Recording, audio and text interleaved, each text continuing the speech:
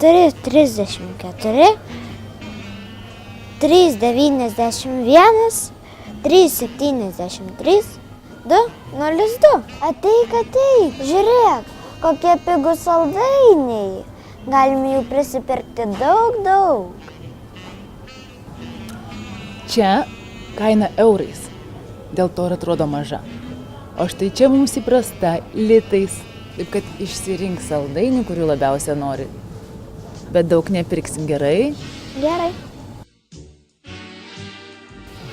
Iš tikrųjų, kaip čia dabar nesusimaišyti ir kaip žinot, kad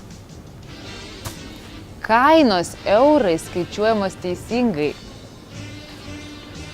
Kaip žinia, Lietuva nuo sausio 1 įsiveda eurą.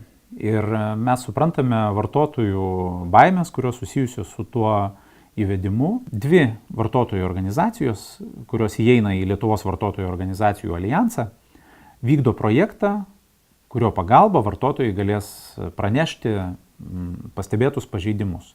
Portalas Pranešu LT tai interaktyvi interneto platforma, kurioje vartotojai galės dalintis informaciją, kaip Lietuvos įmonės pasiruošė euro įvedimui. Kviečiame vartotojus stebėti, ar kainos nurodytos litais ir eurais, ar pritaikytas teisingas valiutos keitimo kursas, ar kaina tinkamai suapvalinta ir ar ji nurodyta aiškiai. Vartotojai taip pat gali informuoti apie prekybos ir paslaugų vietas, kur pastebėtas kainų padidinimas, kad kaina eurais būtų gražesnė. Jeigu parduotuvė yra tvarkingai nurodžiusi kainas ir išvengta klaidų perskaičiuojant kursą, tada galima taip pat įdėti duomenis apie tai, kad ji yra sąžininga ir tokiu būdu sukurti kitiem vartotojam žinią, jog štai šioje parduotuvėje mes neliksime apgauti, nuėjo atsiskaityti litais, o vėliau eurais. Patikrinau.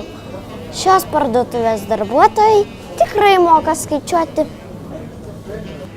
Puiku, tuomet užregistruokim šią informaciją portale pranešu.lt. Jeigu žino ir kiti,